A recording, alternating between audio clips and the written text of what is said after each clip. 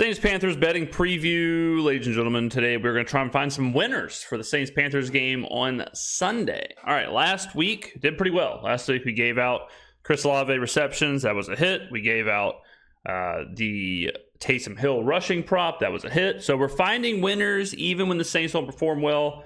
We have a good track record of kind of finding those game scripts. So we're going to do the exact same thing today. We're going to cover this from every angle and tell you what I like, what I would bet, and what not. Okay, so off the bat here, we're looking at DraftKings. The Saints are -7 on the road. Carolina +7 at home. If we look at the betting odds board, we can take a look at what the market looks like.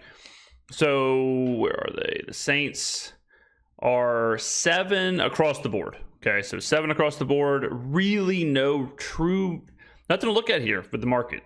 Everything is just a flat, good old-fashioned 110 is what it is. You got to kind of ignore these opens because of injuries and who's playing, who's returning, whatnot. Bryce Young is the starter. Andy Dalton is still nursing an injury after the car accident. So if we go to the betting split, 65% of the handles, 62% of the money is on the Saints. Not surprising, which, depending on what you believe was the true open, it kind of is reflective of the market going to 7. But we haven't seen it go to 7.5, so it's just holding steady, just holding flat steady there. I really don't have much on the side. I think the Saints do win the game. So if you're a fan of 6-point teasers, by the way, if you're going to do 6-point teasers, do them at DraftKings. They're dealing the best odds, -120 for a 2-team 6-point teaser. So you could tease the Saints with let's see here, another like Green Bay, teasing Green Bay to 8.5, Saints down to 1. That might be an option. Philly, I like that. Teasing Philly down to 1 or 1.5 and the Saints. But I digress. So if we go to the props, so this is where I think we can really hammer home some winners in this game. And there's one guy I want to target specifically. Well, before that, let's go to the consensus. So the consensus, we do this every week as well. Boom, there they are. The consensus is a power rating based on the expected spread versus an average team. So on the left, where it says composite, that is the blend of all these individual rankings: DVOA, Fez, unexpected, Massey Peabody, and predictable, and it gives you a composite. So the composite ranking is that the Saints are 2.6 points worse than an average team, and the Panthers are 9.7 points worse. They are far and away the worst team, so they are considered about 5 points worse than the Saints on a neutral. Now, that if you're looking just at this, you would see value in Carolina, because if they're 7 points, not 5, bad math there, 7 points worse on a neutral. So if they're 7 points worse on a neutral and they're at home, then 7 is probably kind of long if you're looking at it just that way. Now, this is where you get into, how much do you downgrade? How much do you downgrade Bryce Young off of Andy Dalton? And you can kind of get into some different ideas there. I would say quite a bit. I mean, Fez has the Saints -1 on the power ranking, and the Panthers -8.5, which gets you to 7.5. And then at home, yeah, I mean, that kind of makes sense. So there you go. So the composite, not really a whole lot either way. You could argue both sides, I guess. But this is where we're going to hit it. Okay, so the game script we're looking at, what do we think is going to happen? We think the Saints are going to win. So if you go back to the Saints and how they perform in a win, all right, so now you got to look at their 2 wins. Against Carolina is a good indicator, obviously, because you get Bryce Young, you get same opponent, you get familiar opponent, you get all that stuff. So in this game, Saints were obviously rolling. And so what did they do? Anybody in the back? Anybody want to try and guess where we're headed for this game script? All right, anybody? Ran the football. 37 carries. All right, 37 carries, 4.9 yards a carry. They just chewed it up. Jamal got 11 carries. His usage has gone down, so we would assume that's going to drop. Taysom may get extra carries. Alvin may get extra carries. I don't think Jamal's getting a lot of mop-up duty in this game. But all right, so let's check with Dallas. Okay, similar type game script of the Saints winning big, the Saints rolling. Let's see if they mimicked the same thing against Dallas. Yes, they did. 39 carries for 190 yards, 4.9 yards a carry. All right, Alvin, 20 carries for 115, 3 touchdowns. Jamal, 8 for 39. So that's the obvious thing that we can kind of attack here. The obvious thing we can attack is if we assume the game script is correct, which we should, then we're going to assume that the Saints are going to run the football. If you look at those two games where they ran it, what do we say, 39 times, and what was the other one, 37? I think it was like right there. 39 and 37. If we go back to the last game against the Chargers, let's see what the difference was. So we ran it 39 and 37 times. Against the Chargers, we run it 21 times. Okay, Alvin gets 10 carries, 67 yards. We run it 21 because, why? The game script. We're losing. We're getting rolled. Can't afford to run it. So if we're targeting that, teams we want to run the ball if we are ahead. It's easy because we've already played the Panthers, so we know what they can do against the run. But if you also look at just kind of their games, okay? So let's see. I was trying to see who I guess we'll look at all these games. So they played Denver last, all right? Denver ran the ball 32 times for 102 yards. Not a great game for Javonte Williams, to say the least. So they actually kind of held Denver in check, but, is Denver a great rushing team? I don't know. Now let's go to Washington. Washington, 40-7. So this is just an embarrassment in every way. Washington ran it 37 times for 214 yards for a 5.8 average. My God. Now, some of that is Jay Daniels, 46 yards. So if you take that out, it's still 36 carries for 170 yards. All right, what's the next game? Atlanta, 38-20, divisional opponent in Carolina. So this is a good one here. Let's see what Atlanta did on the ground. Atlanta on the ground, 38 for 198. Okay, so this is all adding up pretty obviously, right? Like I think everyone understands what we're doing here. So if you go to Bet Stamp, if you look at the player props for this game, first one we're going to look at is Alvin Kamara. So Alvin Kamara, his rushing yards, 65.5 at Fanatics, but no one bets a Fanatics. So we'll call it 66.5 at Bet Rivers, 67.5 at Caesars. I think you have to play this. I think it makes way too much sense. If we get our trusty calculator out, okay, bust out the trusty calculator. If we're assuming that Alvin's going to get, we'll say 15 carries, I'll probably get more. But if he gets 15 carries, in order for him to get 68 yards, which would be a winner across the board, he needs to average 4.5 yards a carry. All right. If he gets 17 carries, these are just kind of numbers he lands on. But if he gets 17 carries, so 68 divided by 17, he needs to average 4 yards a carry. So do we think Alvin Kamara can average somewhere between 4.6 and 4 yards a carry in this game? All right, Tyler Algier, 5.8, Bijan, 6.3. If we go back to the Saints, see what Alvin averaged in week 1. I mean, this is how you do it, ladies and gentlemen. This is a real masterclass. Week 1, Alvin averaged 5.5. All right, so, and he had 15 carries, so we're kind of right there on that. So Alvin, we're looking at over 66.5 if you're at Bet Rivers, 67.5 if you're anywhere else. Do not take the 69.5 at ESPN Bet. Okay, so what else can you look at? You can also look at touchdowns, right? 2+ touchdowns for Alvin. 2+ touchdowns can get you in the neighborhood of almost 4-1 at FanDuel. All right, so again, if we go back to these games, he had 3 touchdowns. He had 1 touchdown in the first game. Okay, Jamal Williams had a touchdown. All right. If we go back to some more Carolina scores here, how did the Broncos score? Let's see. The Broncos scored via touchdown, Bo Nix rushing touchdown, and Bo Nix threw for 3 touchdowns. All right. The Commanders, who ran for whatever it was, 200 yards. Brian Robinson got a touchdown. Marcus Mariota threw for a couple touchdowns. All right, so I would look at, I'm not saying to go out and bet 2 touchdowns, but if you are trying to get a little bit more value, I know people like to chase high value or not high value, but high return bets. Alvin, 2 touchdowns. Alvin, 3 touchdowns is almost 20-1 at FanDuel. Something to think about. His receptions. So this is where you flip the game script. You flip the game script with why would he get 5 catches? Like why would the Saints be in a position where they have to throw the ball, much less dump the ball to Alvin Kamara? Do you think also that he'll be playing the entire game? I would say there's a better probability he doesn't play the whole game than he plays the whole game. All right, because they would be kind of benefited from sitting him out if the Saints are up big, which we assume they are. So I would stay away from reception props.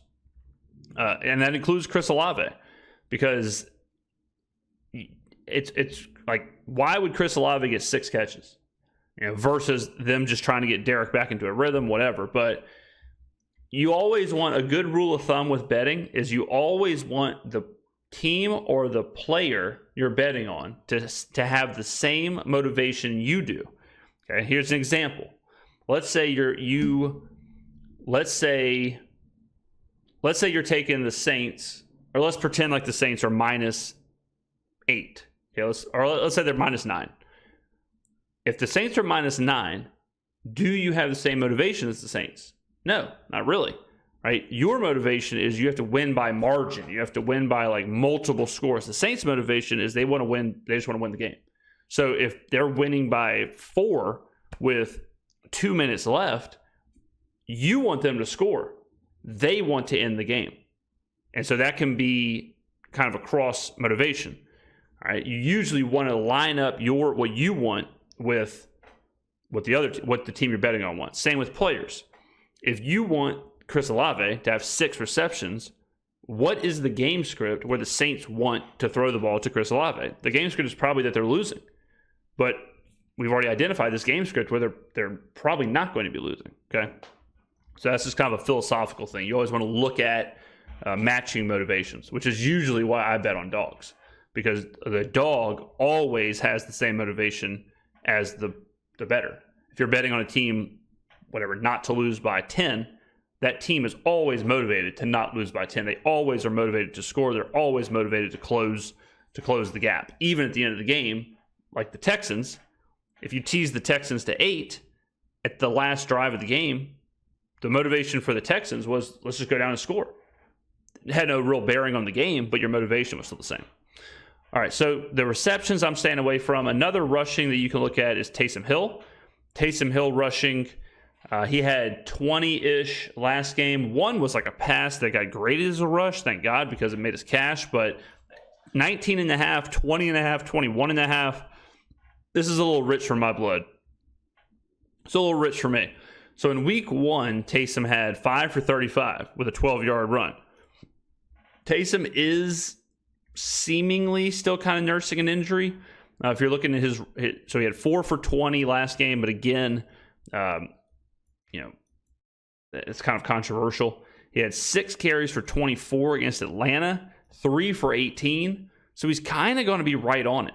Now you can say Carolina's terrible. So you can say that if he gets the rushes, he probably will get the number. Because if he's, if you're assuming he's going to average somewhere in the neighborhood of 4.5 yards a carry, then he needs 5 carries. So the real question is, how many carries do you think? Now, he could obviously get it on 1 carry, but do you think Taysom will get 5 carries? If he gets 5 carries, he's averaging somewhere in the neighborhood of 4.5, 4.5 to 5, you're covering this easy. But do you think he's going to get it? That's the question you got to ask yourself. And I'm not confident enough. It's always hard to bet on. It's always questionable to bet on players who are nursing injuries, because the team, especially in this situation, the team would just take them out, right? Like if the Saints are up 28-0, they're not running Taysom Hill. They're not pounding Taysom Hill, who's nursing injuries, into the line. They're just going to try and kill the game off. So I would look at Taysom if you want to play some Taysom stuff. Maybe a Taysom touchdown. And his rushing, I'd probably play it at 20.5. I think anything over 20.5, I'd get away from it. 21.5, I would not play it. But 20.5 is probably okay. I think Alvin is the way to go here.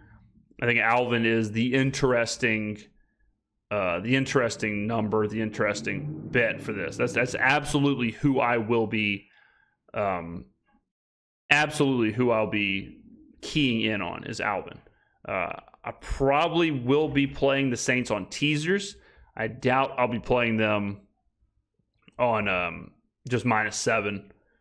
If I had to, gun to my head, I'd probably play the Saints -7 just because of how bad I think Carolina is. So another prop that can be interesting is interceptions. Bryce Young to throw an interception, I like. Game script, let's talk about it. What's the game script for Carolina? They're losing. They're going to throw the football. The more Bryce Young throws the football, the better for the interception prop. So I like that. Also, he can't really be taken out, right? Andy Dalton's hurt, so he's got to be in the game. He has to play. Let's look at what Bryce has done. So against Denver, Bryce threw 2 picks. Denver's better defense than the Saints, and you also had to monitor Marshawn Lattimore. Against the Commanders, well, this was Dalton, but Bryce comes in. Okay, so let's see the first couple of games here. First game, I think Bryce threw an interception on the first play of the game, didn't he? Threw 2 picks against the Saints. Let's see in all of Bryce's games here. Did he play against the Chargers? Yeah. So against the Chargers, Bryce threw a pick. Let's see, when did they bench him? Against the Raiders, the Panthers won with Andy Dalton. Okay, so that's when they bench him. All right, so basically when Bryce Young plays, Bryce Young throws an interception. So I think it's worth looking at Bryce Young to throw an interception somewhere in the -155 world. This is probably a good thing to throw into like a parlay if you're if you're trying to throw parlays in there. Bryce to throw an interception, Alvin to have a rushing touchdown and go over his yards. That could be a pretty little single game parlay. So I would try and key in on Bryce Young to throw that interception. His pass attempts 30.5. The reason I look at that is because of the game script. If they're losing, he's going to have to throw. The only thing I would say negative to that, we're really getting in the weeds here, is when the Saints are winning, the Saints want to chew up clock. I mean, you can see here they had the ball for 36 minutes against the Panthers, and I would guarantee they're going to have the ball a ton against the Cowboys too. As actually almost even, 30-29. But they do want to have the ball for a long time. If the Saints have the ball for a long time, that's less time that Bryce Young can throw the football. So even though the game script matches up there, I'd probably stay away from that one. But I do like Bryce Young throwing an interception. Anything else on here? Not really. Last week I played Chuba Hubbard receptions. And he had, I think it was 2.5. He had 2, I believe. And Miles Sanders had like 7 catches. So right church, wrong pew. But Bryce does love checking it down. So if you want to play a receptions prop, I would look at playing either Miles Sanders or Chuba, because Bryce is absolutely a check down merchant. So there you go. Those are the best. That's kind of how I would look at this game. That's kind of how I would squeeze this game out. Alvin rushing yards. This is called a ladder. Laddering him may be good, where you bet basically from his number. So you bet like on 60 plus, 70 plus, 80 plus, 90 plus, 100 plus. And if he, that way you can kind of optimize if you're right on the game script. So that's something else I would think about doing. Let's see. Some markets have, now this is a crazy idea, okay, ladies and gentlemen. Some markets have the most rushing yards for the week. Let's see if DraftKings does. And Alvin, if you're trying to do most rushing yards for the week, Alvin might be worth a shot there. Alvin might be worth a look of most rushing yards. That's kind of a rare market. You'll have to find that market somewhere, but he might be worth some pizza money on that as well. So there's something else to think about.